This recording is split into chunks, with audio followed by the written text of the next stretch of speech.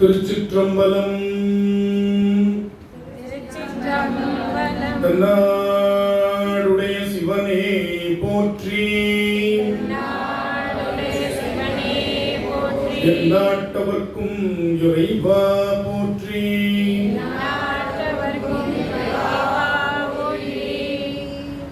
இப்ப நம்ம திருச்சிற்றம்பலம் அப்படின்னு சொல்றோம்.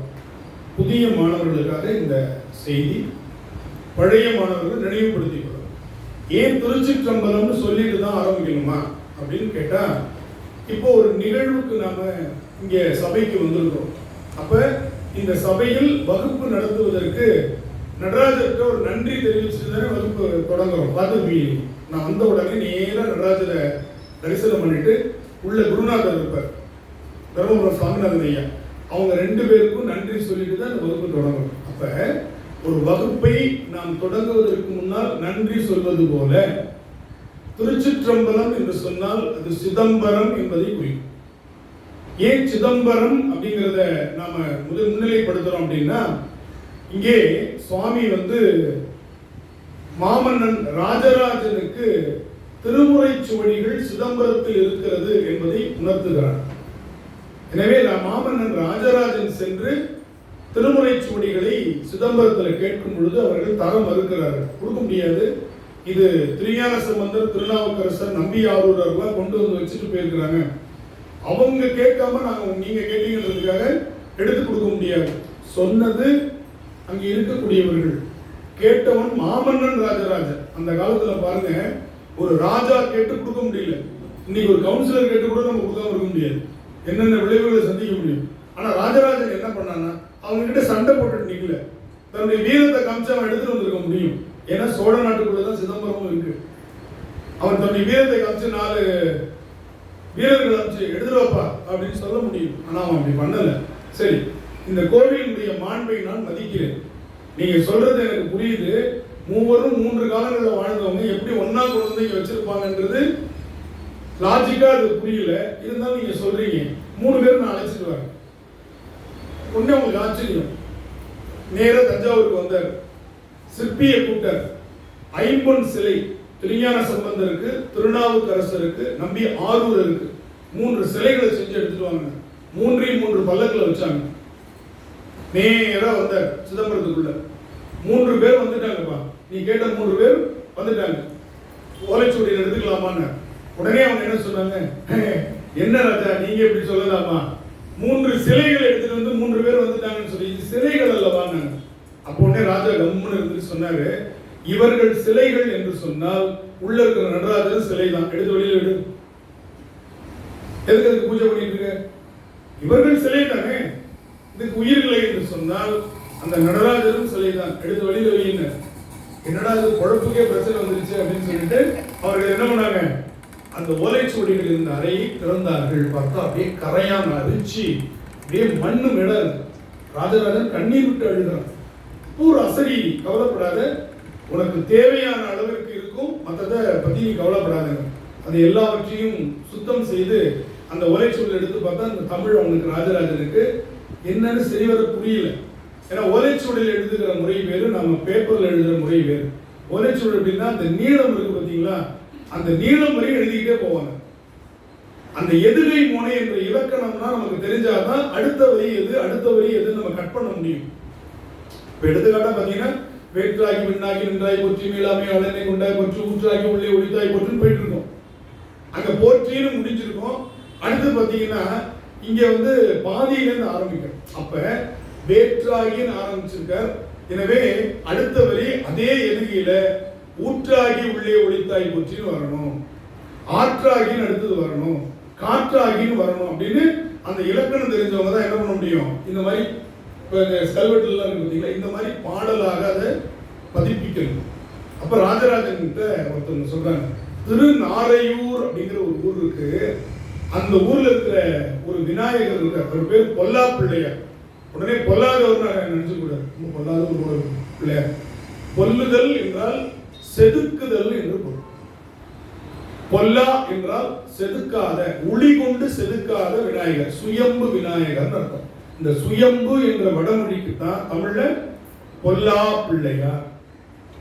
அந்த பொல்லா பிள்ளையாருக்கு பூஜை செய்யக்கூடிய ஒரு குடும்பம் இருக்கு. அந்த குடும்பத்துல ஒரு கெடிகார பையன் தான். அவர் பேரு திருநாரையூர் நம்பியாண்டார் நம்பிகள். அவர்கிட்ட நம்ம இதை கொடுக்கலாம். உடனே மாமன்னன் நம்பியாண்டார் நம்பியை அழைச்சிடுவாங்க அப்படின்னு சொல்லல. ராஜராஜன் போகிறான். யார் அழைச்சிட்டு வர்றதுக்கு? ஒரு சாதாரண கோயில்ல பூஜை செய்யக்கூடிய பூசகர் வீட்டுக்கு போகிறார். ஏன்? ராஜராஜ சோழன் அப்படி மதிக்கிறான். அதனாலதான் அவனுக்கு திருமுறை கண்ட சோழன், மாமன்னன் என்பது அவனுடைய வீரம். மும்முடி சோழன் 3 பேரையும் ஜெயிச்சவன். சிவபாத சேகரன், தஞ்சை பெரிய கோவில் சிவனுக்காக கட்டினதுனால அவனுக்கு என்ன பேரு? சிவபாத சேகரன். இப்படி 47 பட்ட பெயர்கள் அவனுக்கு. ராஜராஜன் தவிர இயற்பெயர் அருண்மொழிவர்மன். அருண்மொழிவர்மன் என்பது அவனுடைய இயற்பெயர். அதைத்தான் சேக்கடாக வச்சாங்க அருண்மொழித்தேவன். இது ராஜராஜனுடைய பட்டப்பெயர்கள்ல 2 அவனுக்கு ரொம்ப பிடிச்சது. ஒன்னு சிவபாத சேகரன், இன்னொன்னு திருமுறை கண்ட சோழன். கண்டெடுத்தாலே திருமுறை. அப்ப திருநாரையூர் நம்பியாண்டார் நம்பிகிட்ட அந்த சோடிகளை கொடுத்து இதை அழகா எனக்கு தொகுத்து கொடுங்க அப்படின்னு சொன்ன உடனே தான் திருநாரையூர் நம்பியாண்டார் நம்பிகள் அந்த ஓலைச்சுவடிகளை எல்லாம் வரிசைப்படுத்தி தொகுத்து என்ன பண்ண. இன்னைக்கு ஆங்கிலத்தில் நம்ம ஒரு வார்த்தை சொல்லுவோம், editorial committee, editorial board, editor அப்படின்ற ஒரு வார்த்தை சொல்லுவோம் இல்லையா? அது தமிழ் வார்த்தைன்னா எத்தனை பேருக்கு தெரியும்? நம்புவீங்களா? தமிழ் வார்த்தை. அந்த காலத்துல ஓலைச்சுவடி இருக்கு இல்லையா, அதனுடைய தனி லீஃப் இருக்குல்ல, ஓலைச்சுவடியினுடைய தனி லீஃப் இருக்கு இல்லையா, அதுக்கு பேர் ஏடுன்னு பேர். ஏடு. அதுல எழுதுறது இல்லை, நல்லா ஞாபகம் வச்சுக்கணும். அதுல ஆணி இருக்கும், எழுத்தாணின்னு பேர். திருவள்ளுவர் கையில் இருக்கும் பாரு, அதுல கிறுக்குவாங்க. இப்படி இப்படி இப்படி இப்படி இப்படி இப்படி கோடு தான், ஒண்ணுமே தெரியாது. அதற்கப்புறம் அதுல மை இடுவாரு. விளக்கெண்ணெய் இருக்கு பார்த்தீங்களா, விளக்கெண்ணெய். அந்த விளக்கெண்ணெய திரி நல்ல கெட்டி திரி போட்டு விளக்கெண்ணெய்க்கு மேல ஒரு நம்ம மடக்குன்னு சொல்லுவாங்க. நீங்க அதெல்லாம் நமக்கு தெரிஞ்சிருக்கிறதுக்கு வாய்ப்பு இல்லை. மடக்கு எத்தனை பேருக்கு தெரியும்? பானையை மூடுறதுக்கு பயன்படுத்துற மடக்கு. அதை கவுத்தி வச்சிருவாங்க. அந்த விளக்கு இதுலேருந்து வரக்கூடிய அந்த கருப்பு அப்படியே படிச்சுக்கிட்டே வரும். அதை எடுத்து, அதுதாங்க அந்த காலத்துல மை. இன்னைக்கு நம்ம போட்டுக்கிறது பொய். உண்மையான மை எது? அந்த விளக்கு எண்ணெயின் மூலமாக வரக்கூடிய இருக்கு பாருங்க, அதுதான் கண்ணுக்கு குளிர்ச்சி. வயிற்றுக்கு விளக்கெண்ணெயை சாப்பிடுவாங்க, உள்ளுக்கு குளிர்ச்சிக்காக. உஷ்ணம் அதிகமாச்சுன்னா வயிற்று வலிக்கு விளக்கெண்ணெய் வயிற்றுல தடவிப்பாங்க. அதுபோல கண்ணுக்கு, கண்ணு சில பேருக்கு பொங்கிக்கிட்டே இருக்கும். அப்ப இந்த விளக்கெண்ணெயில் செய்யக்கூடிய மை இருக்கு பாருங்க, அந்த மையை தான் கண்ணுக்கு பூசினாங்க. அந்த மை அருமை. இப்ப இருக்கிறது பொய்மை, நான் சொல்றது வாய்மை. நம்புனா அது உண்மை இல்லையா? செம்மையா கைது. அப்ப அந்த மையை என்ன பண்ணுவாங்க, அந்த ஓலைச்சுவடி மேல பூசுவாங்க. பூசும் பொழுது என்ன ஆகும், அந்த கிறுக்கின இடங்கள் இருக்கு பாருங்க, அதுல போய் அந்த மை படிஞ்சிடும். அப்புறம் ஒரு துணி போட்டு தொடச்சிட்டாங்கன்னா மேல இருக்கிற கருப்பு போயிடும், அந்த பள்ளங்கள்ல போய் அந்த மை அடையும். இதுக்கு பேரு இடுதல்னு பேர், மையிடுதல். இப்ப பாருங்க, ஏடு, இட்டோர், இயல், எடிட்டோரியல். புரிஞ்சு போச்சா? ஏட்டில், இட்டோர், இயல். இப்ப இயல்பை பற்றி படிக்கிறது இயற்பியல், வேதிப்பொருள்களை பற்றி படிப்பது வேதியியல், உயிர்களை பற்றி படிப்பது உயிரியல். எடிட்டிங் வேலையை பார்த்து பண்றது இல்லையா, ஏடு, இட்டோர், இயல்.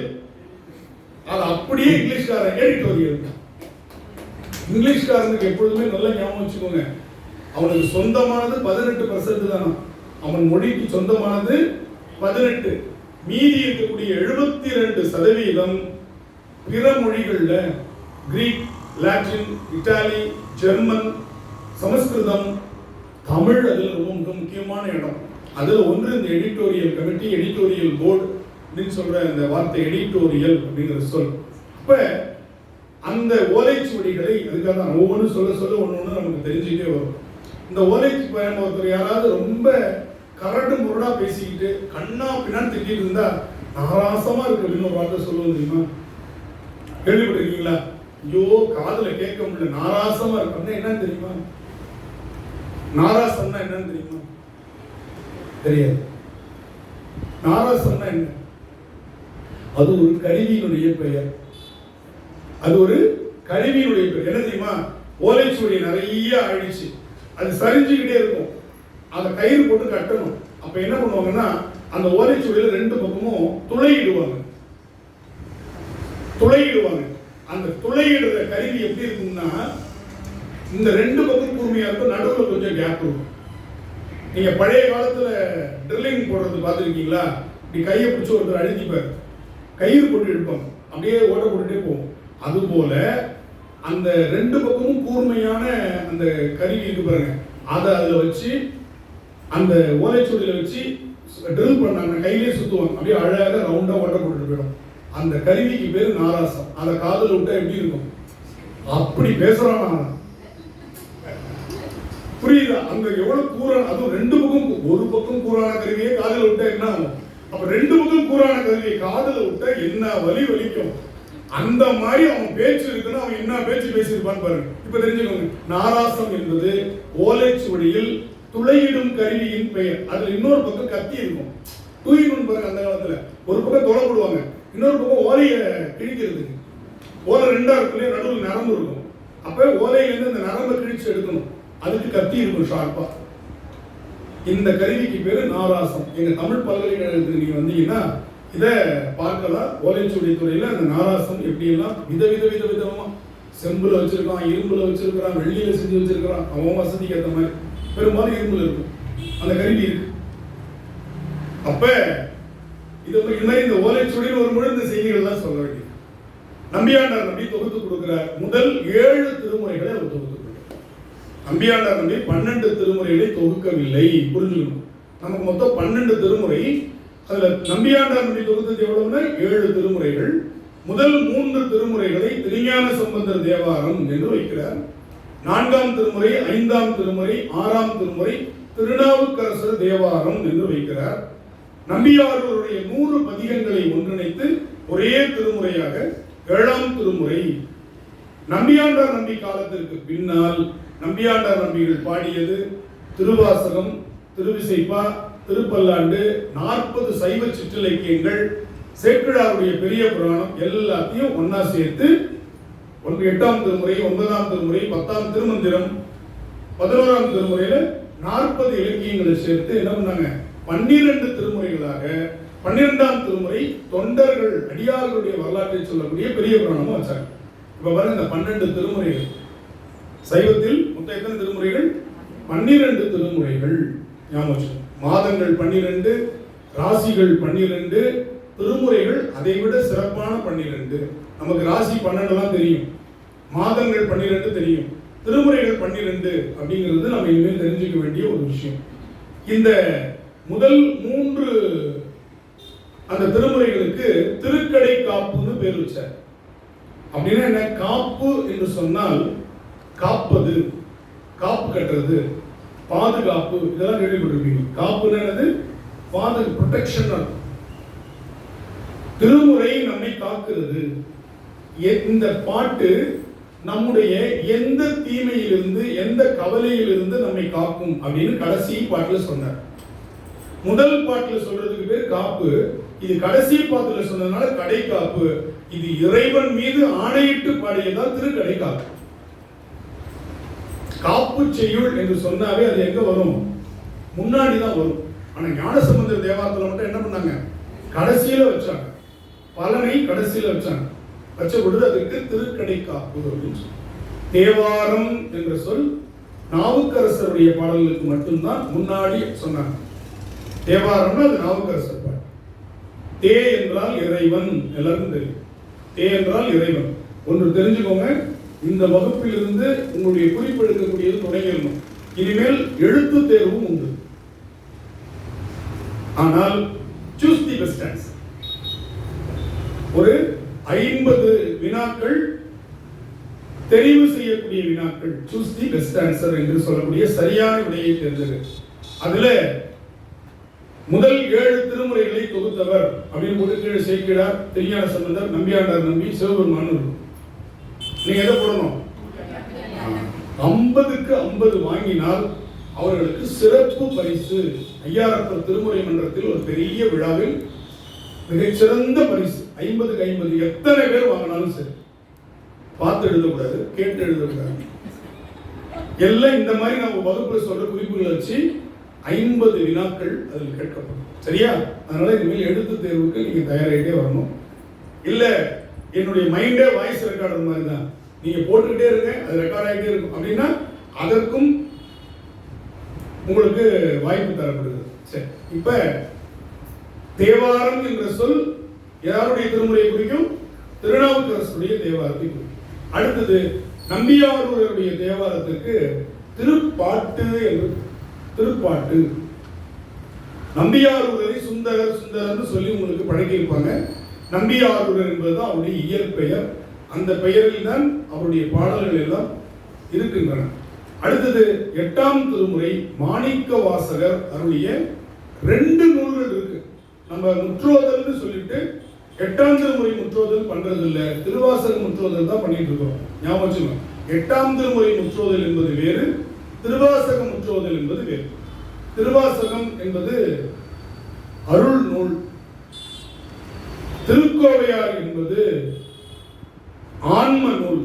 ஏன் ஆன்ம நூல்னா, ஒரு ஆன்மா பரமான்மாவை அடைகின்ற உலகியல் நிலையிலிருந்து அருளியல் நிலை. உலகியல் நிலைன்னா காதல், அதுதான் பக்தி. திருமணம், அதுதான் முக்தி. இவர் காதல்னு சொல்றதுனால நம்ம உலகியல் காதலா எடுக்கக்கூடாது. எதை சொல்றாரு?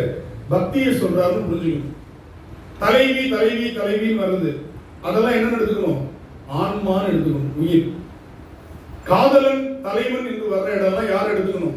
இறைவன் என்று புரியும். இந்த திருமணத்தை பற்றி அவர் கேட்டு பெறுவது என்பது முக்தி நிலை என்று புரியும். ஏன்னா தெரிந்த பொருளை கொண்டு தெரியாத பொருளை விளக்கணும். இப்ப இந்த பொண்ணு இருக்குது, இந்த பொண்ணு எப்படி இருக்கும் அப்படின்னு நான் கேட்கிறேன். இந்த பொண்ணை நான் பார்க்கல, உடனே என்ன பண்றோம்? அதே மாதிரி இன்னொரு பொண்ணு இந்த மாதிரி இருக்கும், கொஞ்சம் இதோட சின்ன பிள்ளையா இருக்கும் அப்படின்னு நம்ம சொல்றோம். அப்ப இந்த பொண்ணு நான் பார்த்திருக்கேன்னு அர்த்தம். அப்ப பார்த்த ஒன்றை கொண்டு பார்க்காத ஒன்றை நான் பார்த்திருக்கேன், பயப்படாது. சரியா? ஒன்னதான் எனக்கு நல்லா தெரியும். அதனால பார்த்த ஒன்றை கொண்டு பார்க்காத ஒன்றை விளக்குவது போல இந்த உலகியல் இருக்கக்கூடிய காதல், திருமணம் போன்றதெல்லாம் மக்களுக்கு சொல்லி இதிலிருந்து நீங்கள் முக்தி அடைய முடியும். நீங்க காட்டுக்கு போக வேணாம், தாடி வளர்க்கலாம் அப்படின்னா பெண்கள்லாம் என்ன பண்ணுவாங்க? தாடி வளர்த்தாதான் முக்தின்னா, அப்ப ஐயாக்கு மட்டும் தான் முக்தி இல்லையா? சேவ் பண்ற எங்களுக்கெல்லாம் என்ன பண்றது இல்லையா?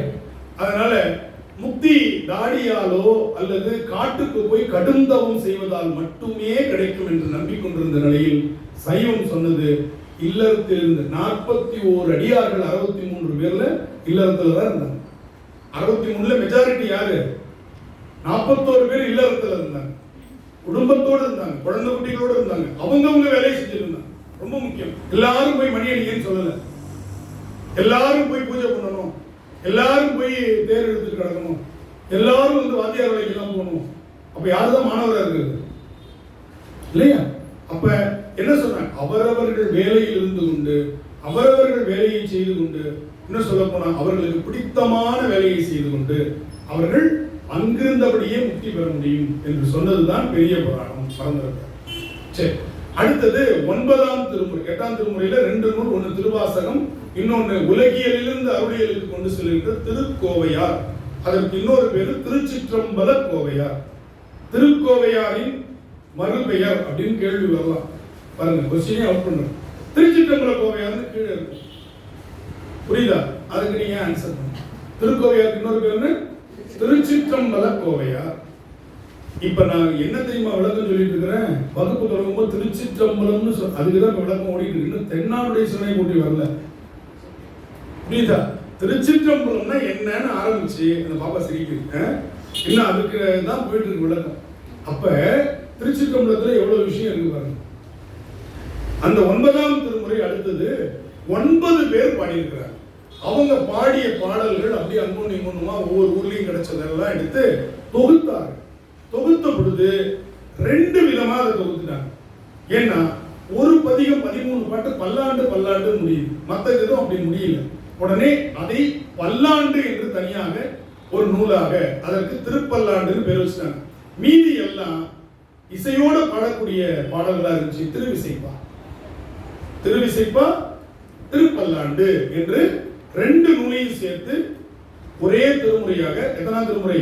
9ஆம் திருமுறை வச்சாங்க. அதுக்கப்புறம் சாத்திரமும் தோத்திரமுமாக, சாத்திரம் என்று சொன்னால் இலக்கணம், தோத்திரம் என்று சொன்னால் வழிபாட்டு பாடல். எனவே நாம் எப்படி வாழ வேண்டும் என்று சொல்லுவது இலக்கணம், அதான் சாத்திரம். எப்படி வழிபட வேண்டும் என்று சொல்லுவது தோத்திரம். எனவே அறிவு நூல் சாத்திரம், அன்பு நூல் தோத்திரம். இப்படி எளிமையா புரிஞ்சுக்கணும். அறிவு நூல் எது? சாத்திரங்கள், அறிவு நூல்கள், சைவ சித்தாந்த சாத்திரங்கள்.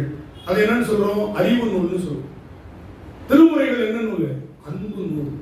நமக்கு 2 கண்ணு, அறிவும் வேணும், அன்பும் வேணும். அறிவில்லாத அன்பு மூடத்தனத்தில் கொண்டு போய் விடும். அறிவில்லாத அன்பு என்ன பண்ணும்? மூடத்தனத்தில் கொண்டு போய் விடும். ஒரு குரங்கு ஒன்று இருந்துச்சு. அந்த குரங்கு அப்படி ராஜாவை அவ்வளவு அன்பா பார்த்துருச்சு. ராஜா ஒரு குரங்கு குட்டி காட்டுல இருந்து பிடிச்சிட்டு வந்துட்டாரு. அது ராஜாவுக்கு அவ்வளவு அன்பு. அவர் போனா கூடவே போகும், அவர் அழும், அவர் சிரிச்சா சிரிக்கும், அவர் யாராச்சும் மறைச்சு பார்த்தா அது அவங்கள மறைக்கும். என்ன ராஜா மறைக்கிறியான்னு அந்த அளவுக்கு ராஜா மேல. உடனே ராஜாக்கு இப்படி ஒரு ஆள் நமக்கு கிடைக்கும் அப்படின்ட்டு அதை தலைமை காவலாளியை நியமிச்சிட்டாரு. எதை? குரங்க கையில வாளோட தலைமை காவலாளி நீ தான். இனிமேல் எனக்கு வேற மனிதர்கள் நம்பர் பிரயோஜனம் இல்லை. குரங்கு ராஜா நிம்மதியா தூங்கிட்டு இருக்காரு. ஒரு கொசு கழுத்துல உட்காந்துச்சு. உடனே அந்த தலைமை காவலாளி குரங்குக்கு கோவம் வந்துருச்சு. ராஜாவை கடிக்கிற ஒரே போட்டு கழுத்துல கொசுவை தான் போட்டுச்சு. ராஜா போயிட்டார். அறிவில்லாத அன்பு. அன்புதான், அந்த குரங்கை குறை சொல்ல முடியாது இல்லையா? ஆனா அதுக்கு என்ன இல்ல? அறிவில்லாத அன்பு எங்க போய் முடியும்? ஆபத்தில் முடியும். அன்பில்லாத அறிவு குண்டு வைக்கும். குண்டு வைக்கிறவனுக்கு அறிவு இல்லைன்னு சொல்ல முடியுமா? அவன் எவ்வளவு பெரிய சயின்டிஸ்ட். ஆனா மனிதர்கள் மேல, இந்த உலகத்தின் மீது அவன்கிட்ட என்ன இல்ல? அன்பு இல்ல, அறிவு மட்டும் இருக்கிறது. இன்னைக்கு போர் தொடுத்துட்டு இருக்கிறான், அடுத்த நாட்டு மேல குண்டு வச்சுட்டு இருக்கிறான். இதெல்லாம் அன்பில்லாத அறிவு. எனவே அறிவும் அன்பும் ஒரு தொடர் வண்டி, ட்ரெயினுக்கு தண்டவாளம் மாதிரி ரெண்டும். ஒண்ணு இல்லாம ஒண்ணு அந்த ரயிலை செலுத்த முடியாது. அது போல சாத்திரமும் தோத்திரமும் இணைந்த ஒரு நூல் இருந்துச்சு. அதுக்கு பேர் திருமந்திரம். அதுதான் 10ஆம் திருமுறைன்னு சொன்னாங்க. அதை பாடியவர் திருமூலர். 3000 பாடல்கள். திருமந்திரம் எத்தனை பாடல்கள்? 3000 பாடல்கள் ஒன்னா தொகுத்து திருமந்திரம். மந்திரம் என்ற சொல்லுக்கு நினைப்பவரை காப்பாற்றுவது, மந்திரம் 2 வடமொழி சொல். நினைப்பவரை காப்பாற்றுவது என்று.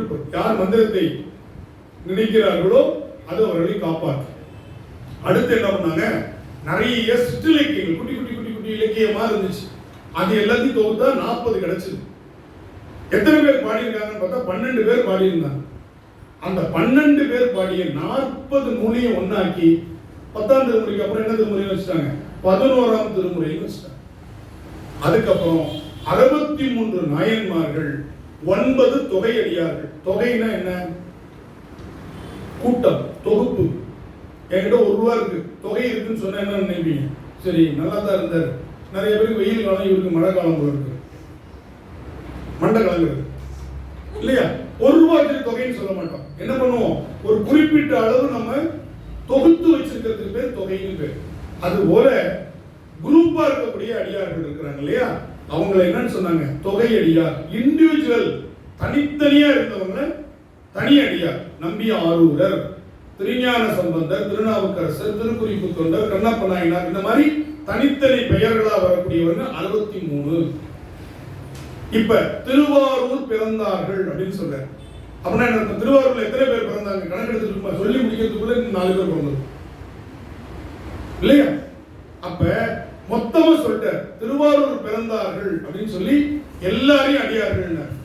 அடுத்தது 30 திருமேனி தீண்டுவார்கள், இறைவனுக்கு பூசை செய்யக்கூடியவர்கள், முழுநீர் பூசிய முனிவர், திருநீர் பூசினவங்க எல்லாம் ஒரு அடியார். இதெல்லாம் எத்தனை பேர் நமக்கு தெரியாது. இதெல்லாம் ஒரு தொகை. பத்தராய் பணிவார்கள், நம்மள மாதிரி பரமனையே பாடுவார், இறைவனை பாடுபவர்கள். 9 தொகுப்பு வச்சிருக்க. ஆக மொத்தம் 72 வரலாறுகளை கொண்டது. 63 நாயன்மார் மட்டுமல்ல, பெரிய புராணம் எத்தனை வரலாறு? 72 வரலாறுகளை கொண்ட ஒரே நூல் சேக்கிழார் அருளிய 4286 பாடல்கள் கொண்ட ஒரே நூல் 4286. இதுல 1 2 மாத்தி போட்டு 4 ஆன்சர் இருக்கும். எல்லாமே 4280 தான் தொடங்கும். சொல்லட்டும் இல்ல, புரியுதா? எல்லாமே 4 ஆன்சர் இதுல தான் தொடங்கும். 4280 தான் இருக்கும். அது 6 5 4 3 2 1ங்கிறது நீதான் கண்டுபிடிச்சிக்கணும். குழப்பிட்டா முடிஞ்சு போச்சு இல்ல? முடிஞ்சு போச்சா? அவ்வளவுதான். இப்பயே குழப்பிடுச்சு. இந்த 1 வருஷத்துக்கு அப்புறம் நம்ம ஞாபகம் வச்சுட்டீங்க இல்லையா? சரி, அப்படி ஒரு நூல் பெரிய புராணம். இப்ப நமக்கு 12 திருமுறைகள், இதுல 7 திருமுறைகளை கொடுத்த ஒரு தலம் திருச்சிற்றம்பலம். எனவே அந்த தலத்திற்கு நன்றி சொல்லி தொடங்குகிறோம். திருச்சிற்றம்பலம். இப்ப எங்க வீட்டுல ஒருத்தவங்க கலெக்டரா இருக்கிறாங்க. எங்க வீட்டுக்குள்ள கலெக்டர் அப்படின்னு நாம சொல்றோம். நம்ம வீட்டுக்கு வரும்பொழுது இல்லையா, டெல்லிக்கே ராஜானாலும் பள்ளிக்கு பிள்ளைதானு ஒரு பழமொழி. டெல்லிக்கே ராஜாவா இருந்தானையா, பள்ளிக்கு அது பிள்ளைதான் அப்படின்ற மாதிரி அம்மாவுக்கு அவர் மகன் தானே. அதனால எங்க வீட்டுல ஒருத்தர், எங்களுக்கு சொந்தமான ஒருத்தர், எங்க வீட்டு பிள்ளை ஒரு மாவட்ட ஆட்சித்தலைவராக இருந்தாலும் அது இந்த மாவட்டத்திற்கே தலைவர், எங்க வீட்டுக்கு மட்டும் இல்ல அப்படிங்கிறது மாதிரிதான் தென்னாடுடைய சிவன் எந்நாட்டவருக்கும் இறைவன். எங்க ஆள் தான், ஆனா எல்லாருக்கும் அவன் தான் கடவுள். தென்னாடு உடைய சிவன் தான் அப்படின்னு ஒரு பொருள். இன்னொன்னு தென் என்ற சொல்லுக்கு அழகு என்று பொருள். தென் தெற்கு என்று ஒரு பொருள், திசையை குறிக்கக்கூடிய சவுத் அப்படின்னு அர்த்தம். ஆனால் தென் என்பதற்கு இன்னொரு பொருள் என்னது? அழகு என்று ஒரு பொருள். இப்ப பாருங்க, தென் ஆடு, ஆடுனா ஆடல். தென் ஆடு உடைய சிவன், அழகான ஆடலை கொண்ட சிவபெருமான், நடராஜ பெருமான் என்று பொருள். ஏன்னா இந்த போற்றி திரு அகவலை எங்கிருந்து பாடினார் பார்த்தா தில்லையிலிருந்து பாடியிருக்கார். அப்ப தில்லை நடராஜ பெருமானைத்தான் அவர் என்ன பண்றார்? தென்னாடு உடைய சிவனே போற்றி தென்னாட்டவர்க்கும் இறைவா. இந்த நடராஜனுடைய டான்ஸ் தான் லண்டன் ஏல் பல்கலைக்கழகத்துல காஸ்மிக் டான்ஸ் அப்படின்னு போட்டு நடராஜரை வச்சு பாடம் நடத்திட்டு இருக்கிறாங்க. பஞ்சபூத தத்துவம், உலகத்தினுடைய இயக்கம், இது எல்லாத்தையும் நடராஜருடைய திருவுருவத்தில் சவுத் இந்தியால அழகா இந்த ஸ்கல்ப்சர்னு பேர், சிற்பத்துக்கு பேரு ஸ்கல்ப்சர்னு பேர், இதுல வந்து பண்ணியிருக்கிறாங்கன்னு சொல்லி நான் அந்த பல்கலைக்கழகத்துக்கு போயிருக்கேன். நான் சும்மா உங்கள்கிட்ட சொல்லல. அப்ப அந்த பல்கலைக்கழகத்தில் அந்த நடராஜருடைய திருமேனியை வைத்து பாடம் நடத்துகிறார். அதனால எந்நாட்டவர்க்கும் இறைவன் என்பது, நடராஜர் என்பது ஒரு குறியீடு, symbol of God, symbol of almighty என்று புரிந்து கொள்ளும். அது ஒரு சிம்பல். சிவலிங்கம் என்பது ஒரு சிம்பல், திருநீர் என்பது ஒரு சிம்பல். நான் சைவன், நான் திருமுறையை வழிபாடு செய்கின்றவன், நான் சிவனை வழங்குபவன் என்று காட்டிக் கொள்வதற்கான ஒரு சிம்பல், அவ்வளவுதான். திருநீரே கடவுள் அல்ல, புரிஞ்சுக்கணும். திருநீர் என்பது ஒரு அடையாளம், குறிகளும் அடையாளமும் அவர் கோயில் கொண்டதோர் நேர்மையும் என்று அப்பர் பெருமான் மாசில் வினையும் திருப்பதியத்தில் பாடியிருப்பார். குறிகளும் அடையாளம். அப்ப நம்ம அடையாளம் புரியும், நம்முடைய ஐடென்டிட்டி என்று சொல்றோம் இல்லையா, எனக்கான ஒரு அடையாளம். இவர் இப்படி இருப்பாரு, இவருக்கு இந்த கலர் பிடிக்கும், இவருக்கு இந்த மாதிரி உடை கொடுத்துவது பிடிக்கும் அப்படிங்கிறது மாதிரி ஒரு அடையாளம் தான் நடராஜ பெருமான். அது இந்த உலகத்துடைய இயக்கத்தை காட்டுகிறது, பஞ்சபூத தத்துவத்தை காட்டுகிறது. நிலத்தில் நிற்கிறார், அழுந்தி கொண்டு நிற்கிறார், கையில் நெருப்பு, தலையில் என்ன இருக்கு? கங்கை இருக்கிறது, நீர் தத்துவம் வந்துச்சு. அதுக்கப்புறம் காஸ்மிக் டான்ஸ், ஆகாயமாக அவர் வெட்ட வெளியில் நின்று ஆடுகிறார். ஆடும் பொழுது காற்று வருகிறது. இப்ப ஒண்ணும் இல்ல, கரண்ட் இல்ல, நம்ம உடனே என்ன பண்ணுவோம்? கையை இப்படி அசைக்கும் பார்த்திருக்கீங்களா? சும்மா, அப்ப காற்று வரும். அப்ப கையை அசைக்கும் பொழுதே காற்று வருகிறது என்று சொன்னால், கால் அவர் ஆடும் பொழுது எவ்வளவு காற்றை தோற்றுவிக்கும். இன்னொன்று சொன்னா தெரிஞ்சுப்பீங்களா? காற்றுக்கு இன்னொரு பேர் கால்னு பேர். கால்னு காலுக்கு ஏன் வந்துச்சுன்னா, என்சான் உடம்புல கால் பகுதி நமக்கு கால், கால் பகுதி கால், அரை பகுதி இடை, அதனாலதான் அரைஞான் கயிறுன்னு அதுக்கு பேர். இடுப்புல கட்டுற கயிறு என்னது? அரைஞான் கயிறுன்னு பேர். அதுக்கப்புறம் இருக்கிறது பாதி. எனவே கால் பகுதி கால், அரை பகுதி இடை, மார்பு பகுதி முக்கால், தலை என்பது முழுசு. இது 4 பகுதியா பிரிச்சிருக்கிறாங்க.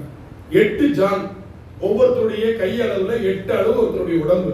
இதுதான் சாமுத்திரிகா லட்சணம். முன்ன பின்ன இருக்கும், அதெல்லாம் கேட்கக்கூடாது. அந்த லட்சணம் இருக்கிறவங்க இந்த ஏன் நம்ம இங்கே வந்து உட்கார்றீங்களா? சாமுத்திரிகா லட்சணம்னு சொல்றாங்க. ஒவ்வொருத்தருக்கும் இப்படி இருக்கணும் அப்படின்னு சொல்றாங்க.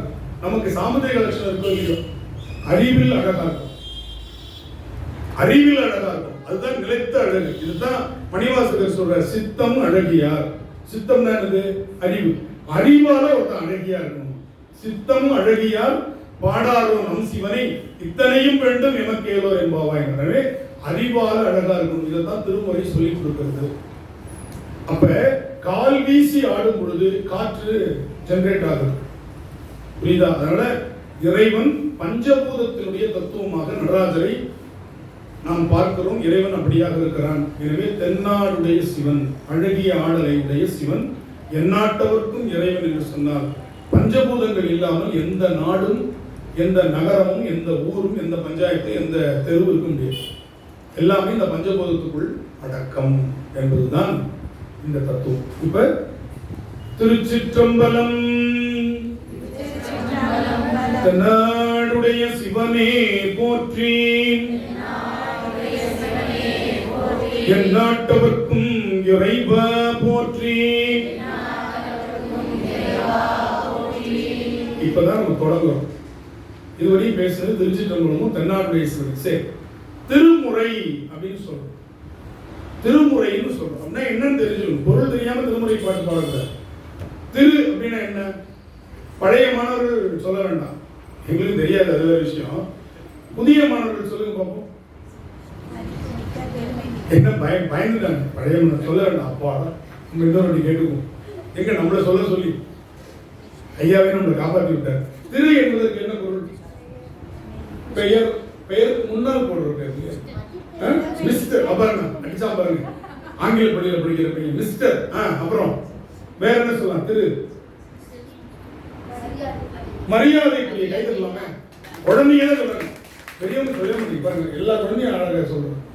காலேஜ் படிச்சாலும் இதுவும் குழந்தை தான் இல்லையா? கொடுத்த விஷயம் திருப்பி கேட்கும் போது மரியாதைக்குரிய அழகாக சொன்னார். அப்புறம் இறைவன். அப்புறம் மேன்மை பொருந்திய, மதிப்பிற்குரிய மேன்மை. இன்னும் செல்வம். யார் சொன்னா? செல்வம். டேங்கப்பா, மறக்காம தெரிஞ்சு வச்சிருக்கிறது செல்வம். செல்வம். ஆமா, திருந செல்வம், திருமகள் இல்லையா? அப்புறம் எல்லாத்த விட இன்னொரு அருமையான பொருள் இருக்கு. ஒருத்தவங்களை பார்த்த உடனே வணங்கணும்னு தோணுச்சுன்னா அவங்க கிட்ட திரு இருக்கு என்று பொருள். வணங்கத்தக்கவர் என்று பொருள். கண்டாரால் விரும்பப்படும் தன்மை உடையவர், அதற்கு தான் திரு என்று. பார்த்த உடனே ஒருத்தவங்க மேல உங்களுக்கு அவங்களை வணங்கணும்ன்ற ஈர்ப்பு வந்துச்சுன்னா திருவுடையவர். கண்டாரால் விரும்ப, அவங்க கிட்ட கொஞ்சம் நேரம் பேசினா தேவை. சில பேரை பார்த்தோம்னா 4 பேர் சுத்தி ஓடிடும், எத்தாப்புல வந்துருவானோ, பேசிடுவானோ அப்படின்னு பயந்து அடிச்சுட்டு, விரண்டு அடிச்சுட்டு, பின்னங்கால் கடல் அடிக்க ஓடுவோம். சில பேர் நாம சந்திக்கிறதுக்கு போய் காத்திருப்போம். அந்த மாதிரி எண்ணம் கொண்ட, உள்ளம் கொண்டவங்களை என்னன்னு சொல்றோம்? திருவுடையார். இப்ப திரு இறைவன், கண்டாரால் விரும்பப்படும் தன்மை உடையவன். அதனால திரு. திரு புரிஞ்சிச்சு. அடுத்தது முறைன்னா என்ன? முறை, வழி, ஒழுங்கு. வேற முறைனா நீங்க ஆங்கிலத்தில் கூட சொல்லுங்க. முறைனா வரிசை. வேற சிலபஸ். முறை, சிலபஸ். அது வந்து முறைப்படுத்தப்பட்டது. அருமை, பரவாயில்ல. சிலபஸ், தொகுத்தல். வேற நெறிப்படுத்துதல். இன்னொன்று முக்கியமானது இருக்கு, நீங்க ஏற்கனவே நான் சொல்லியிருக்கிறேன். வேற வரிசை, முறை, ஒழுங்கு, இவ்வளவு இருக்கு. அப்புறம் என்னாச்சு தெரியல, நெறிப்படுத்துதல். அப்புறம் இன்னும் இப்போ ஒன்றும் இல்லை, இன்னொன்று சொல்றேன். இப்போ அவங்க இருக்கிறாங்க, பர்வதவர்த்தி இருக்காங்க, அவங்க இந்த பாப்பாவுக்கு நறுக்கு கிள்ளிட்டாங்க. என்ன பயப்படாது, அந்த பாப்பா என்கிட்ட வந்து சொல்லுதுல, அதுக்கு பேர் என்ன? அவ்வளவுதாங்க. இறைவன் போய் முறையீடு செய்ததால் இதற்கு திருமுறை. எனக்கு பணம் இல்லை, எனக்கு நல்ல வேலை வேண்டும், எனக்கு ஒரு நல்ல கணவன் அமைய வேண்டும், எனக்கு நல்ல குழந்தை அமைய வேண்டும், எனக்கு நல்ல மனைவி அமைய வேண்டும், என்னுடைய நோய் குணமாக வேண்டும், என்னுடைய கவலை போகணும்னு மனுஷன் சொன்னா எள்ளி நகையாடுவான். நமக்கு முன்னாடி அப்படியே பரிதவித்து பேசுவான், பின்னாடி போகும்போது என்ன பண்ணிட்டு இருப்பான்? வேணும், அவனுக்கு வேணும், இன்னும் வேணும் அப்படின்னு போவான். ஆனா இறைவன் போய் முறையீடு செய்தால் அவன் என்ன பண்றான்? அதற்கு தீர்வு சொல்றான் இல்லையா? இதனால இது பேர் என்னது? முறையீடு என்ற ஒரு அர்த்தம். இன்னொரு அர்த்தம் இருக்கு, அது இந்த வருஷம் நான் புதுசா சொல்ல போறது. இன்னொரு அர்த்தம் இருக்கு. முறை என்பதற்கு உரிமை என்று பொருள். வீட்டுல முறை மாமன் அப்படின்னா முறைச்சுக்கினே இருக்கிறான்னு அர்த்தம் இல்லை. முறைன்னு அந்த இடத்துல என்னது? முறை செய்யக்கூடியவன், உரிமை செய்யக்கூடியவன். வெட்டு குத்தாயிடும் அவனை விட்டுட்டீங்கன்னா. பார்த்திருக்கீங்களா? இந்த தாய் மாமன் என்பது முறை, முறை என்பது உரிமை. எனவே இது திருவாகிய இறைவனுக்கு உரிமையுடைய தமிழ். இது எந்த நூலையும் இல்லாதது, இதுவரை எந்த வகுப்புலையும் சொல்லாது. ஏன்னா ஒரு இது படிச்சுட்டு இருக்கும் பொழுது முறை என்பதற்கு இத்தனை பொருள் இருக்கு, அப்ப உரிமைன்னு ஒரு பொருள் இருக்கு தமிழ்ல. அப்ப உரிமை உடையது திரு என்ற இறைவனுக்கு இது உரிமை உடையது. அப்ப எத்தனை பொருள் தந்து பாருங்க. எல்லாவற்றையும் விட சிறப்பான பொருள் முறையீடு. இறைவன்கிட்ட போய் கேட்டாங்க, இறைவன்கிட்ட தான் போய் கேட்டாங்க இல்லையா? இடர்களையாய் நெடுங்களம் மேயவனே, எங்களுடைய துன்பத்தை நீக்குப்பா, ஆசரு நல்ல நல்ல அவை நல்ல நல்ல அடியாரவர்க்கு மிகவே, இந்த கோள்களால் வரக்கூடிய துன்பத்தெல்லாம் நீக்கு சாமி அப்படின்னு போயினோம்னாங்க. முறையீடு செய்தார்கள். புரியுதா? இதனால இதுக்கு திருமுறை. அடுத்து தேவாரம் என்றால் என்ன பொருள்? தே என்றால் இறைவன், தெய்வம். தே என்றால் இறைவன். ஆரம்னா என்ன? மாலை. இது நல்லா தெரியுது, ஏன்னா கழுத்துல மாட்டிக்கிறோம்ல. ஆரம் இருட்டுல போய் தான் உட்காந்துக்க போறோம். சினிமா தேட்டருக்கு ஆரம்னா எதுக்கு இல்ல? ஆரம் சினிமா தேட்டருக்கு அவ்வளவு அழகாக இருக்கு. போன உடனே லைட் ஆஃப் பண்ணிடுவோம். எது எப்படி உட்காந்துக்குன்னே தெரியாது, எல்லாம் கருமோன்னு உட்காந்துருக்கும் இல்லையா? அதுக்கு ஆரம், பூ, பொட்டு, அலங்காரம் அவ்வளவு எடுத்து எல்லாத்தையும் அள்ளி அப்பிக்கிட்டு திடீர்னு லைட்டு போட்டாலும் பக்கத்துல இருக்க விரண்டு வரும், பயந்து போய் அப்படின்னு கிடக்கிறான் இல்லையா? ஆரம் என்றால் மாலை. இப்ப கவனிங்க, பூ மாலை வாடி போயிடும், இது பாமாலை. இப்ப நடராஜருக்கு இந்த பூ போட்டிருக்காங்க, சாயங்காலம் எடுத்துட்டு வேற பூ போடுவாங்க. ஆனால் 7ஆம் நூற்றாண்டில் 5ஆம் நூற்றாண்டில் காரைக்கால் அம்மையார் போட்ட இந்த பாமாலையை 21ஆம் நூற்றாண்டிலும் நாம் இன்னும் போட்டுட்டே இருக்கோம். நடராஜருக்கு வாடவே மாட்டேங்குது. அதனால வாடாத மாலை என்று தேவாரத்துக்கு. இன்னொன்னு, தே கூட்டல் வாரம்னு பிரிச்சீங்கன்னு வச்சுக்கோங்க. தே கூட்டல் வாரம் அப்படின்னு எடுத்தீங்கன்னா அன்பை விளைவிக்கும் இசைப்பாட்டு. இப்பதாங்க நம்ம கதைக்கு வரோம். வாரம் என்ற சொல்லுக்கு அன்பை வெளிப்படுத்துகிற இசைப்பாட்டு, வெறும் இசைப்பாட்டு இல்ல, அன்பை வெளிப்படுத்து. அப்ப இறைவனிடத்தில் அன்பை வெளிப்படுத்துகிற இசைப்பாட்டுக்கு என்னன்னு சொன்னாங்க? தேவாரம். இப்ப நமக்கு தேவாரம் தான் தெரியும், திருமுறைனா தெரியும், தென்னாடுடைய சிவனையை பற்றினா தெரியும், திருச்சிற்றம்பலம்னா என்னன்னு தெரியும். அடுத்த வருஷம் புதுசா கேட்கிற மாதிரியே கேட்போம். சரியா? அடுத்தது, ஒரு பாடலை தொடங்கும் பொழுது இறை வணக்கம் சொல்வதற்கு முன்னால் குரு வணக்கம் சொல்வது என்பது நம்முடைய முறை. அதுதான் ஒழுங்கு. குருவை வணங்கினால்தான் திருவை அடைய முடியும். குரு இல்லாமல் திரு இல்லை என்று சொல்வார். குரு இல்லாமல் திரு இல்லை. அடுத்தது, குரு என்ற சொல்லுக்கு என்ன பொருள் தெரிஞ்சுக்கணும். எல்லாத்துக்கும் பொருள் இல்லாமல் தமிழ்ல ஒரு சொல் கிடையாது. எல்லா சொல்லும் பொருள் குறித்தனவே. தொல்காப்பியத்தினுடைய பொருளதிகாரத்தின் முதல் நூற்பா. எல்லா சொல்லும் பொருள் குறித்தன, பொருள் இல்லாமல் ஒரு சொல்லும் இல்லை. அப்ப குரு என்று சொன்னால் கு என்ற சொல்லுக்கு கேட்ப குரு என்பதன் பொருள் அப்படின்னு கேட்பேன். 4 ஆன்சர்ல. கு என்றால் இருள், இருள் என்றால் ஆணவம். ரு என்ற சொல்லுக்கு நீக்குபவர், களைபவர். அப்ப நம்ம மனசுல இருக்கக்கூடிய இருளாகிய ஆணவத்தை நீக்கி அறிவை விளங்க செய்வதற்கு பேர் குருன்னு. சும்மா குரு குருன்னு பாக்குறவனுக்கு குருன்னு பேரு. நிறைய குரு அப்படி கிளம்பியிருக்கான். அது பிரச்சனை, எங்க போய் உட்கார போகுதுன்னு தெரியல. ஆனால் ஒரு குரு எப்படி இருக்கணுமா, பார்த்த மாத்திரத்தில் இவர்கிட்ட ஏதோ ஒரு விஷயம் இருக்கு அப்படின்னு ஒரு தெளிவை கொடுத்துச்சுன்னா அதுக்கு 25% அவர் குரு. தெளிவு குருவின் திருமேனி காண்டல். பார்த்த மாத்திரத்தில், ஒருத்தரை பார்த்த உடனே இவர்கிட்ட ஏதோ ஒரு விஷயம் இருக்கியா நம்ம கேட்கணும். அவர் பேசல, கேட்கல, உட்காரல, அவரை பத்தி எதுவும் தெரியாது. கண்டவுடன், அதுதான் திருமூலர் சொல்ற முதல் இது, தெளிவு குருவின் திருமேனி காண்டல். எப்பயுமே ரிசல்ட்ட முன்னாடி சொல்றது திருமந்திரத்தினுடைய இயல்பு. குருவின் திருமேனி காண்டல் தெளிவுன்னு சொல்லணும். ஆனா பார்த்த மாத்திரத்திலேயே அந்த ஆணவம் பட்டார்னு வெளிப்படுதான். அதனால தெளிவு பிறந்ததுனால தெளிவு அப்புறம் தான், ஓ இவரை பார்த்ததுனாலதான் இந்த தெளிவா அப்படிங்கிறது நமக்கு அப்புறம் தான் விளங்கணும்.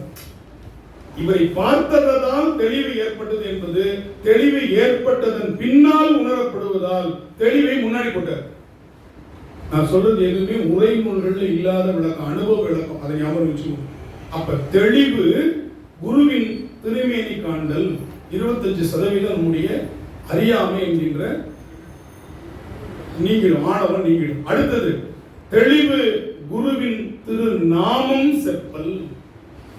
தெளிவு குருவின், யாருப்பா யாரை பார்த்துட்டா இவ்வளவு தெளிவா இருக்க, நேத்து வரையும் பேக்கு மாதிரி இருந்தாயா, இன்னைக்கு எப்படி ஷோக்கா இருக்கிறான் அப்படின்னு நம்ம சென்னை பாஷையில் பேக்கு ஷோக்கு இப்படி சொல்றோம் இல்லையா.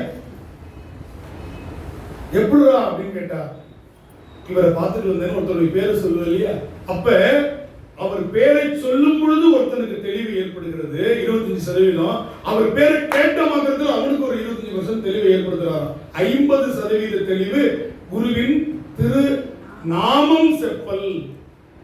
அடுத்தது, அவர் என்னடா சொன்னார் உனக்கு, எப்படிதான் இப்படி ஆன நீங்க அப்படின்னு கேட்கிறான்ல, அவர் சொன்னதை நமக்கு சொல்லட்டுமா அப்படின்னு அவர் சொன்ன உபதேசத்தை கேட்கலாம் இல்லையா. தெளிவு குருவின் திரு வார்த்தை கேட்டல் 75%. அடுத்தது, நீங்க ஒரு இடத்துல இருக்கிறீங்க, குருநாதர் ஒரு இடத்துல இருக்கிறார். இப்ப குருநாதர் சிவபெருமானுடைய திருவடியில் இருக்கார். எங்க எல்லாருக்கும் குருநாதர் எங்க இருக்காரு, சிவபெருமான் திருவடியில் இருக்காரு. ஒரு கச்சேரியில போய் உட்கார்ந்து குருநாதா அந்த கச்சேரி நடத்து கொடுன்னு நினைக்கிறோம் இல்லையா, நினைச்ச மாத்திரத்தை அந்த கச்சேரியை சக்சஸ் பண்ணி கொடுக்குறாரு இல்லையா. தெளிவு குரு குரு சிந்தித்தல் தானே. நீ பார்க்க வேணாம், கேட்க வேணாம், அவர் பேரை சொல்ல வேணாம், அவரை மனசார நினைச்சின்னா உனக்கு ஒரு தெளிவை கொடுத்தால் அவர் 100% குரு.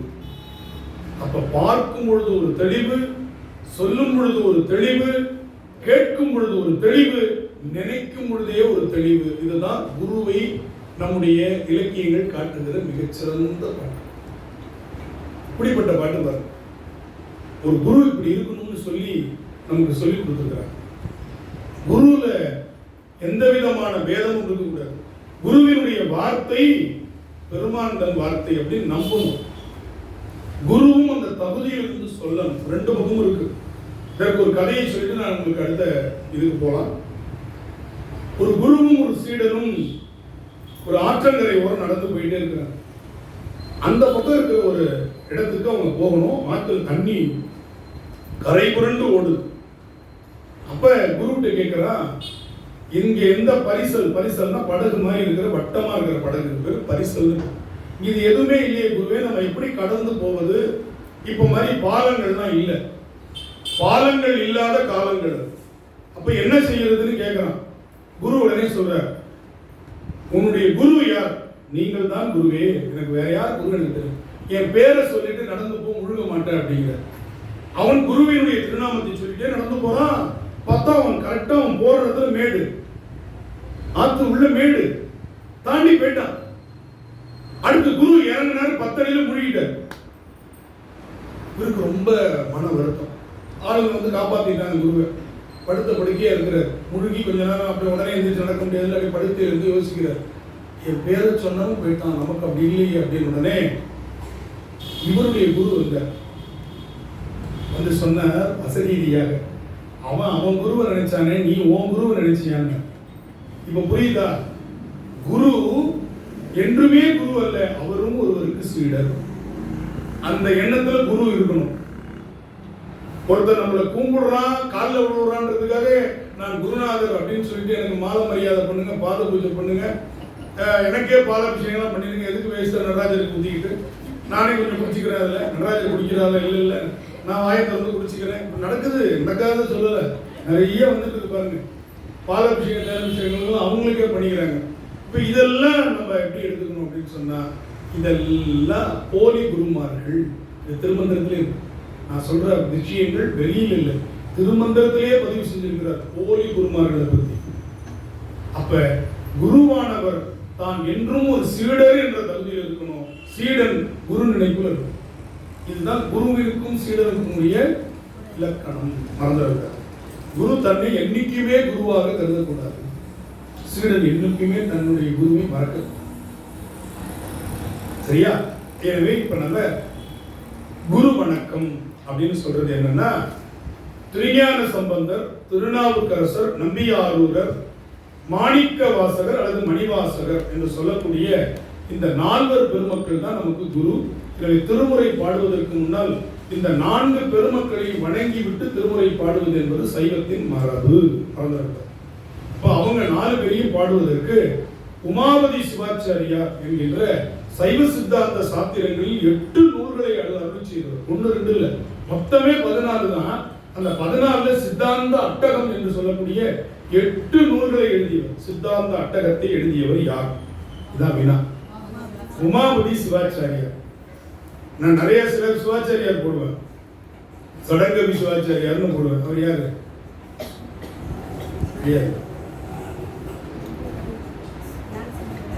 யாரு தெரிஞ்ச சொல்லணும். பொண்ணு பார்த்தாங்கல்ல முதல்ல, அந்த பொண்ணோட அப்பா நம்பியாரூருக்கு பொண்ணு முதல்ல பார்த்தாங்க.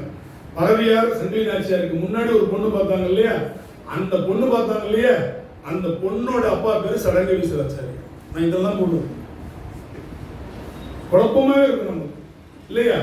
சரி, அது போல இங்கே உமாபதி சிவம் என்று சொல்லக்கூடிய உமாபதி சிவாச்சாரிய அருளை செய்தது 8 நூல்கள், சித்தாந்த அட்டகம்னு பேரு. அது இல்லாம திருமுறை கண்ட புராணம், இது போன்ற 4 பெருமக்களுடைய துதி, இதெல்லாம் யார் அருளி இருக்கிறார்? உமாபதி சிவம் என்கின்ற உமாபதி சிவாச்சாரியார் அருளி செய்த அந்த துதி. இப்ப ஒருவரை நேரடியாக பெயரை சொல்லி வாழ்கன்னு வாழ்த்துறது ஒரு மரபு. அவர்களுடைய அருள் திறத்தை சொல்லி வாழ்த்துவது அருளாளர்களுடைய மரபு. இப்ப உலகியல்ல ஒருத்தரை சாதாரணமா வாழ்த்தும் போது என்ன பண்ணுவோம்? அவங்க பேரை சொல்லி வாழ்க அப்படின்னு சொல்லி நம்ம வாழ்த்துவோம் இல்லையா? ஆனால் ஒரு அருள் செயல் செய்த அருளாளர்களுடைய வாழ்த்தும் பொழுது வெறுமனே பெயர் சொல்லி வாழ்த்துகிறது மரபு அல்ல. அதனால் என்ன பண்றாங்க? திருஞான சம்பந்தர் மதுரை சென்றிருந்த பொழுது பாண்டிய மன்னனுக்கு இருந்த நோய் வெப்பு நோய், வெப்ப நோய். அந்த வெப்பு நோயை தீர்த்து பாண்டி நாட்டில் சைவத்தை கணிக்க செய்தார். அதுதான் மிகு சைவ துறை விளங்க செட்டுடா, மிகு சைவ துறை விளங்க. அதனால பாண்டிய மன்னனுடைய வெப்பு நோயை தீர்த்த திருஞான சம்பந்தருடைய திருவடிகளுக்கு வணக்கம். அதான் முதல். பாண்டி நாட்டுக்கு ஒரு பேரு பூழி நாடு, சோழ நாட்டுக்கு ஒரு பேரு புனல் நாடு, திருவண்ணாமலை திருக்கோவிலுக்கு பேரு நடுநாடு. இதெல்லாம் தெரிஞ்சுக்கணும். கொங்கு நாடு, தொண்டை நாடு, சேர நாடு, அதற்கு வேள நாடுன்னு ஒரு பேர் உண்டு. சேர நாட்டுக்கு வேள நாடு என்று ஒரு பேர் உண்டு, மலை நாடு என்று ஒரு பேர் உண்டு. அதுபோல பாண்டி நாட்டுக்கு என்ன பேரு? பூழி நாடு. ஏன்னா பாண்டியர்களுக்கு பூழி என்ற ஒரு பட்டம் உண்டு. எனவே இப்ப பாருங்க, பூழியர்கோன் இந்த புத்தகத்துல 2வது பக்கத்துல மேல சைவ சமய குறவர் துதின்னு ஒன்று இருக்கும். சமய குறவர் துதி இருக்கா? 2வது பக்கத்துல வலதுகை ஓரம் மேல பூழியர்கோன், கோன்னா அரசன், பாண்டிய மன்னன். இப்ப பாருங்க, வெப்பு ஒழித்த, வெப்ப நோயை ஒழித்த புகலி. புகலி என்பது ஒரு ஊரோட பேர். சீர்காழி எல்லாருக்கும் தெரியும். சீர்காழிக்கு 12 திருநாமங்கள், 1 2 இல்ல. எத்தனை பேர் இருக்கு சீர்காழிக்கு? 12 பேர்கள். அந்த 12 பேர்ல ஒன்று எல்லோருக்கும் அது புகலிடமாக இருந்ததால் புகலின்னு பேர். 12 பேர்ல புகலி என்று ஒரு பெயர் உண்டு. புகலி என்ற சொல்லுக்கு புகலிடமாக விளங்கிய ஊர். ஏன் அப்படி புகலின்னு பேர் வச்சு தெரியுமா? ஒரு பெரிய சுனாமி வந்திருக்கு. நல்ல ஞாபகம், உண்மை. சுனாமிலாம் நம்ம காலத்துல பின்னாடி தான் கேட்டிருப்போம்னு நினைச்சுக்காதீங்க. மதுரை சங்கமே சுனாமினால தான் அழிஞ்சது. சுனாமினால இப்ப இருக்கிற மதுரை கட்டமைக்கப்பட்ட மதுரை, உண்மையான மதுரை கடலுக்குள்ள இருக்கு. உண்மையான பூங்கார் கடலுக்குள்ள 41 கிலோமீட்டர்ல கீழே இறங்கினீங்கன்னா பூங்கார் இருக்கு, இன்னும் இருக்கு. அப்படியே அந்த கட்டுமானங்களோட கோவலன் வாழ்ந்த அந்த புகார் காண்டம், புகார் இருக்கு பாருங்க பகுதி, இன்னைக்கும் இருக்கு கடலுக்குள்ள. அதே மாதிரி கிருஷ்ணர் ஆண்ட துவாரகை குஜராத்துக்கு பக்கத்துல கடல்ல இன்னமும் இருக்கு. பின்னாடி எடுத்து வச்சு என்ன பண்ணாங்க, அதை நினைவாக ஒன்று கட்டினாங்க. எப்படி திருவெண்பாக்கம் பூண்டி ஏரிக்குள்ளதான் இருக்கு, அதை எடுத்து வச்சு கட்டினாங்களோ அது மாதிரிதான் மயிலாப்பூர். மயிலாப்பூர் இருந்த இடம் வேறு, இப்ப இருக்கிற இடம் வேறு. சொன்னால் விரோதம், அதனால் விடுகிறேன். அது போல ஒவ்வொரு இடத்துல என்ன பண்ணாங்க, அந்த இடத்தில் இருந்து எடுத்து வச்சாங்க. மதுரை கடலுக்குள்ள இருக்கு. இப்ப மதுரையில் எங்க கடல் இருக்கு? அப்ப கடல்ல இருந்துச்சு, கடற்கரை நகரமா இருந்தது மதுரை. இப்ப மதுரை எங்க இருக்குது? கடலை விட்டு எவ்வளவு தள்ளி வந்துருச்சு பாருங்க. இப்ப இருக்கிற மதுரை கட்டமைக்கப்பட்ட மதுரை, கோவிலை ஒட்டி மதுரையை கட்டினாங்க. அதனால்தான் மதுரையில எந்த வீதியில பூந்து நேரம் வந்தாலும் கோவில கொண்டு விடும் தெரியுமா? மதுரைக்கு மட்டும் அந்த சிறப்பு உண்டு. ஒரு வீதியில நீங்க பூந்துட்டு வேற எங்கேயும் திரும்ப கூடாது. அந்த வீதி நேரா கொண்டு வந்து 4 மாட வீதிகள்ல ஏதாவது வீதியில கொண்டு விடும். நீங்க யாரும் தொலைஞ்சிப்பட்ட மதுரையில் அப்படின்னா நேரம் நடந்து வந்துகிட்டே இருக்கு. நேரம் வந்தீங்கன்னா தெற்கு வீதி, கீழே ராஜ வீதி, மேல ராஜ வீதி, வடக்கு ராஜ, எங்கேயோ கொண்டு விடுறோம். வந்துட்டு நான் வடக்கு வீதியில் இருக்கேன்னு சொன்னா உங்களுக்கு பிடிச்சிருவாங்க. நீங்க தொல்லை கொடுக்காம இருந்தா பிடிப்பாங்க. இல்லைன்னா அப்படியா வடக்கு ராஜ வீதினா எனக்கு என்னன்னே தெரியாது போயிடுவோம். அதனால நல்ல பிள்ளையா இருந்தா பிடிப்பாங்க. சரியா? அப்ப அது போன்ற ஒரு பெரிய சுனாமி வந்திருக்கு சீர்காழி. மறந்துட கதையை விட்டுறக்கூடாது. அப்ப இந்த சீர்காழி கோவில் மட்டும் அப்படியே மிதந்துருக்கு. அதனால அதுக்கு ஒரு பேர் தோணிபுரம். தோணின்னா என்னது? படகு. படகு மாதிரி மிதந்துருக்கு. அப்ப பல பேர் அதுல வந்து என்ன பண்ணிட்டாங்க, சுனாமியிலிருந்து பிழைப்பதற்காக வந்து அடங்கி கொண்டார்கள். தஞ்சம் கொடுத்ததுனால அதுக்கு புகலிடம் கொடுத்ததுனால புகலின்னு ஒரு தனிப்பு. மிதந்ததால் தோணி, புகலிடம் கொடுத்ததால் புகலி. அந்த ஊருடைய சிறப்பை சொல்லி அந்த ஊர்க்காரராக இருக்கக்கூடிய, அதற்கு தலைவனாக இருக்கக்கூடிய புகலியர்கோன் கடல் போற்றி. கடல் என்பது ஆண்கள் அணியக்கூடிய கால் ஆபரணம், காலில் அணியக்கூடிய ஆபரணம். பெண்கள் அணியக்கூடிய பேரு சிலம்பு, இது கொலுசுன்னு பேரு.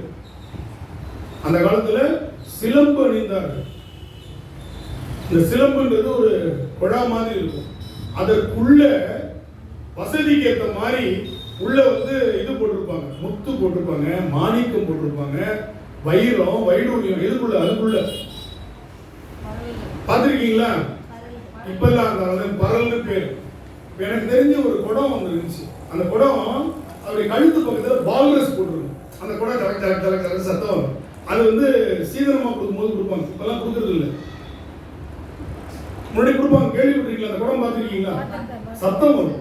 அது மாதிரி இருக்கக்கூடியது சிலம்பு. அதுக்கப்புறம் அது சலங்கையை தூக்கி வெளியில வச்சாங்க. அதுக்கு பேர் கொலுசுன்னு வந்துச்சு.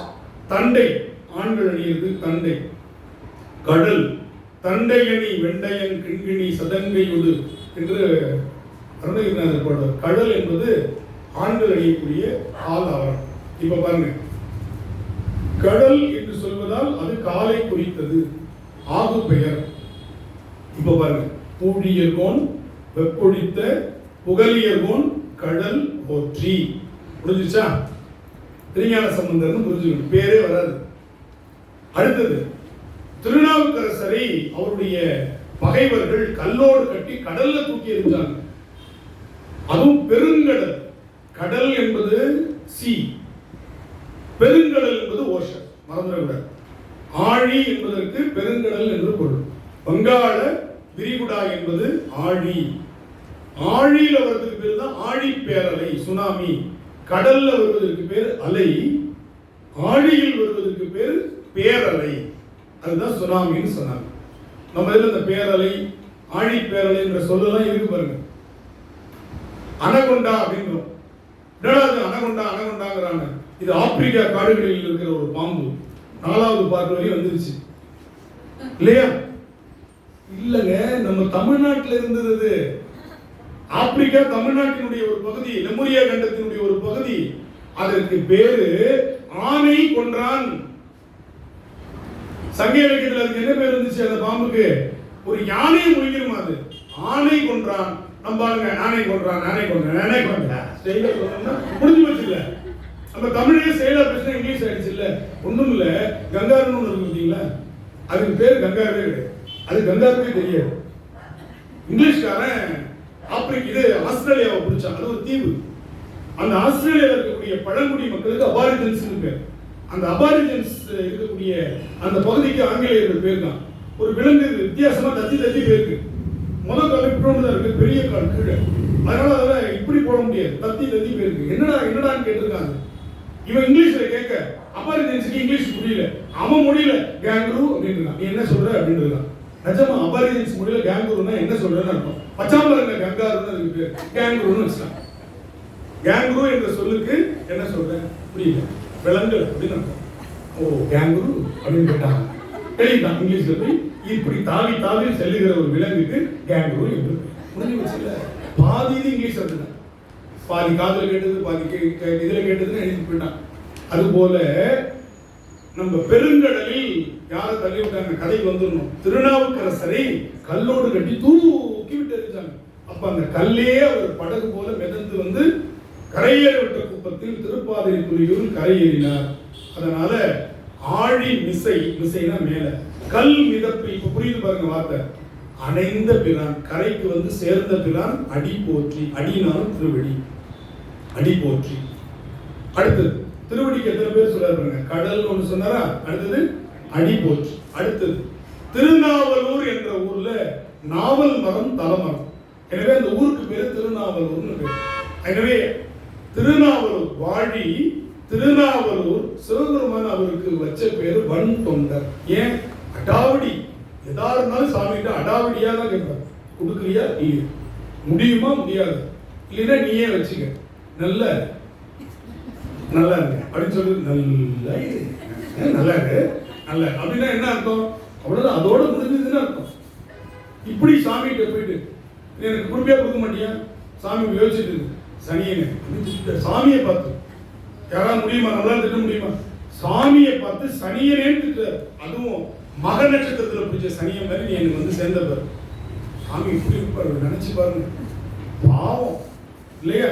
அப்படியெல்லாம் சொன்னதுனால அவருக்கு என்ன பேர் வச்சார்? வன் தொண்டன். ஹார்ட்வேர், மற்ற ஆளுங்கெல்லாம் சாஃப்ட்வேர். திருநாவுக்கரசர், திருஞான சம்பந்தர், மணிவாசகர் ரொம்ப சாஃப்ட்வேர். இவரு ஹார்ட்வேர், வன் தொண்டன். நீங்கெல்லாம் மென் தொண்டன். சரியா?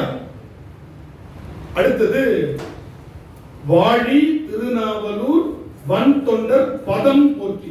பதம் என்பது பாதம் என்பதனுடைய பெயர். பாதம் என்பது பதம் என்று நிற்கிறது.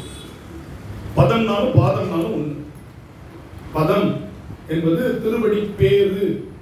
எனவே நாவலூரில் அவதரித்த நம்பிய ஆரூரருடைய பாதத்தை பிடித்துக் கொண்டால் நமக்கு கிடைப்பது பதம். எனவே பதம் போற்றி. 4வது வாழி. அடுத்தது ஊழி. ஊழிமலி. பல ஊழிக்காலங்கள். ஊழிக்காலங்கிறது கடலால் இந்த உலகம் சூழப்பட்டு அழிக்கப்பட்டது திரும்பவும் வரும். அப்படி வரும் பொழுது நமக்கு ஒவ்வொரு துவாபர யுகம், திரேதா யுகம், கிருத்த யுகம். ஃபர்ஸ்ட் திரேதா யுகம், அடுத்தது கிருத்த யுகம், அடுத்தது துவாபர யுகம், இப்ப இருக்கிறது கலியுகம். இந்த மாதிரி 4 யுகங்கள்னு சொல்றோம் பார்த்தீங்களா? அந்த 4 யுகங்களிலும் அழியாமல் இருந்த திருவாசகத்தை தந்த ஊழிமலி திருவாதவூர். இதுக்கப்புறம் இன்னும் எத்தனை யுகங்கள் வருமோ அத்தனை யுகங்களிலும் அழியாத நூல் எது? திருவாசகம். அவர் யாரு? மணிவாசகர். அவர் பிறந்தது எங்க? திருவாதவூர். எனவே ஊழிமலி திருவாதவூரர் திருத்தாள் போற்றி. தாள் என்றாலும் திருவடி என்பது தாள்ல இருந்து உருவானதுனாலதான் அதுக்கு தாளம் என்று. இப்ப குரு வணக்கத்தை நம்ம பாடிட்டு தேநீர் இடைவெளிக்கு செல்லலாம். பல்லவ இதனுடைய பண் நட்டபாடை, ராகம் கம்பீர நாட்டை, தாளம் ஆதி தாளம், இதெல்லாம் பத்தி நம்ம அப்புறமா பேசிக்கலாம். முதல்ல இப்ப குரு வணக்கத்தை நாங்க எப்படி சொல்றோம் அப்படியே திரும்பி சொன்னீங்கன்னா போதும். சரியா? நிமிர்ந்து உட்காருங்க நேரம். திருச்சிற்றம்பலம். ஊழியர்கோன் வெப்பொழித்த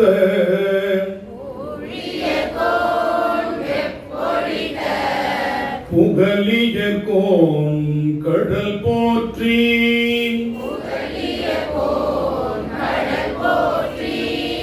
ஊழியர்கோன் வெப்பொழித்த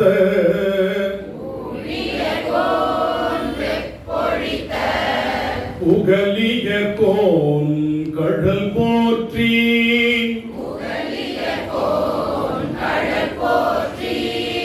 ஆழிமிசை கல்மிதப்பில்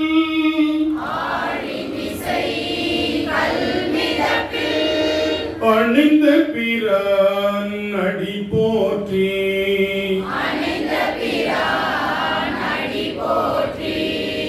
ஆழிமிசை கல்மிதப்பில்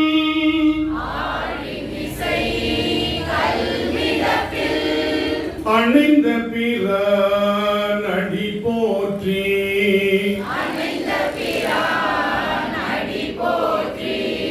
வாழி திரு நாவலூர்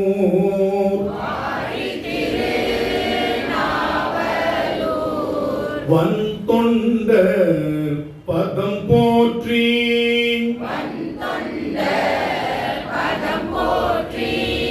வாழி திரு நாவலூர்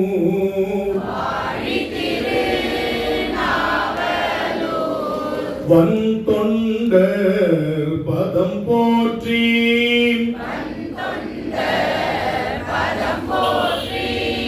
ஊழிமல்லி திருவாத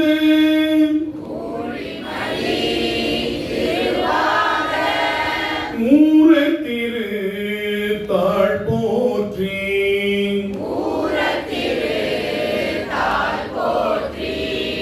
ஊழிமல்லி திருவாத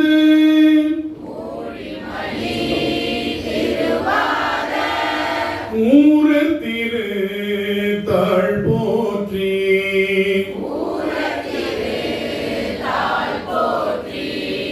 இது எளிமையாக பாடுகிற குரு வணக்க பாடல். இதை சொல்லிட்டு தான் இது இன்னொரு பாட்டு சைவத்தின் மேல் சமயம். இது ரெண்டுல ஏதோ ஒன்றாலும் சொல்லலாம். அது சைவ எல்லப்ப நாவலர் என்ற சைவ பெரியவர் பாடியது. இந்த ரெண்டு பாட்டுல ஏதாவது ஒன்றை சொல்லிட்டு தான் திருமுறை நிகழ்ச்சிகளை நம்முடைய முன்னோர்கள் செய்தார்கள். எனவே நாம் இந்த பாட்டை நம்ம கத்துக்கலாம். பொதுவாக திருமுறை பதிகங்களை நாம் பாடும் பொழுது முதல் வரியும் மூன்றாவது வரியும் கீழே பேஸ்ல எடுக்கும். முதல் வரியும் மூன்றாவது பெரும்பாலும் 80% பாடல்கள் 2-4 ஹை பிட்ச் போகும். இப்ப பாருங்களேன். ஊழியர்கோன் வெப்பொழித்த புகலியர்கோன் கடல் போற்றி கீழே.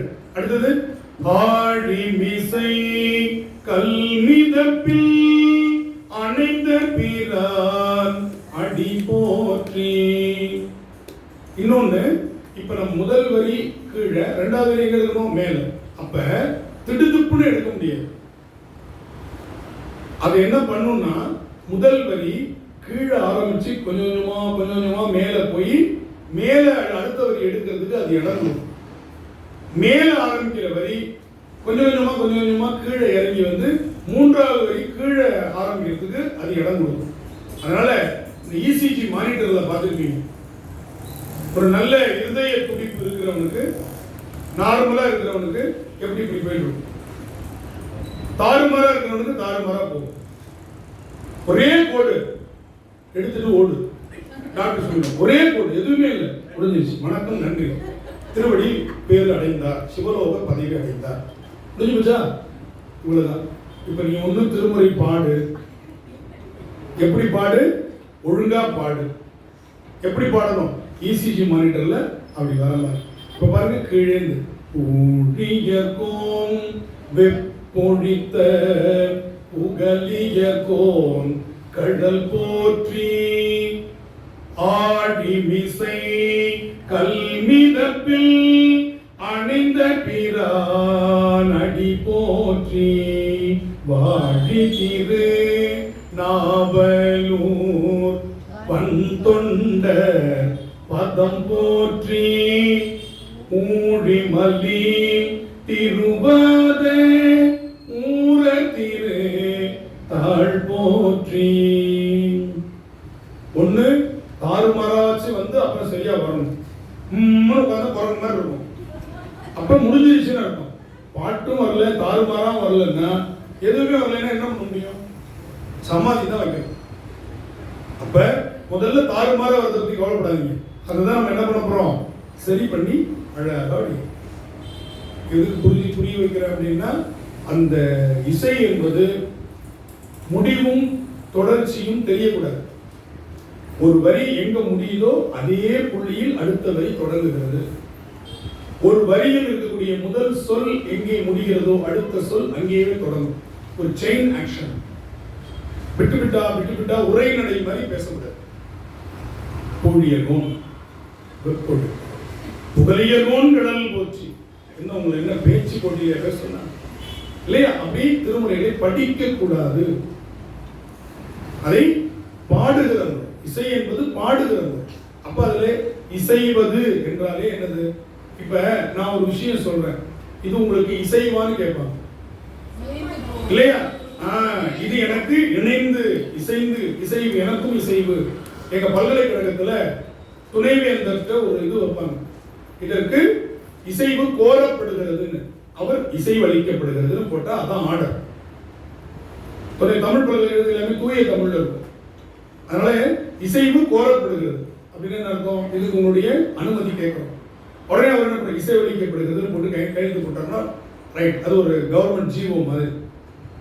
இப்ப இசைவு, இசை என்பதே இசைய வைப்பது, பொருந்துவது, ஒன்றோடு ஒன்று எந்த விதமான காம்ப்ளிகேஷனும் இல்லாம பொருந்துறதுன்னு அர்த்தம். அதனாலதான் அதுக்கு இசை அப்படின்னு. ஓசைக்கும் இசைக்கும் அதான் வித்தியாசம். ஓசை ஒழுங்கு இருக்காது. இப்படி தட்டுறேன், இதுக்கு ஒழுங்கு கிடையாது. அதனால இதுக்கு என்ன பேரு? ஓசை அப்படின்னு. இதே போய் நல்ல ஒரு அருமையான கச்சேரி நடக்குது, மிருதங்க வித்வான்கிட்ட போய் பிரமாதமா தட்டினீங்க, உங்களை மாதிரி தட்டுறதுக்கு இன்னொருத்தர் பிறந்து வரணும் அப்படின்னா மிருதங்க தலையில் தட்டிடுவார். ஏண்டா எவ்வளவு நேரமா நான் 2 நேரமா வாசிக்கிறேன்னு பார்த்தா தட்டினேன்னு சொல்றேன். அப்ப அவரு அதானே செஞ்சாரு. ஏன் அவர்கிட்ட போய் நீங்க நல்லா வாசிச்சீங்கன்னு சொல்றோம்? அவர் தட்டுவதில் ஒரு ஒழுங்கு இருக்கிறது, ஒரு இசைவு இருக்கிறது. ஓசை ஒழுங்குபடும் பொழுது அதற்கு இசை. நாதஸ்வரத்தாண்ட போய் 2 மணி நேரம் உங்களை மாதிரி ஊதுறதுக்கு வேற யாராலையும் முடியாது. நல்லா ஊதுனீங்க, என்ன கோவம். அப்ப ஊதாங்குழல்ல அடுப்புல ஊதுறதுக்கும் தேர் திருவிழா அவன் ஊதிட்டு கிடக்கிறான் பாருங்க, வாங்கி அந்த பிபியை வாங்கி ஊதிட்டு இருக்கான் பாருங்க, அதுக்கும் நாதஸ்வரத்தான் ஊதுறதுக்கும் வித்தியாசம் இருக்கு. ஏன்? அதில் ஒரு இசைவு இருக்கிறது, அதில் ஒரு ஒழுங்கு இருக்கிறது. எனவே அந்த ஒழுங்கை நாம் கற்றுக்கொள்வதுதான் இந்த திருமுறையாகிய ஒழுங்கு. அந்த இசைக்கு நாம் வந்திருக்கிறோம். எனவே அடுத்தது தேநீர் இடைவேளை. அந்த நேரத்தில் நீங்கள் பதிவுகளை மேற்கொள்ளலாம். தேநீர் அறிந்துவிட்டு திரும்பவும் நான் சரியாக 12 மணிக்கு வகுப்பு தொடரும். திருச்சிற்றம்பலம். தென்னாடுடைய சிவனே போற்றி, எந்நாட்டவர்க்கும் இறைவா போற்றி.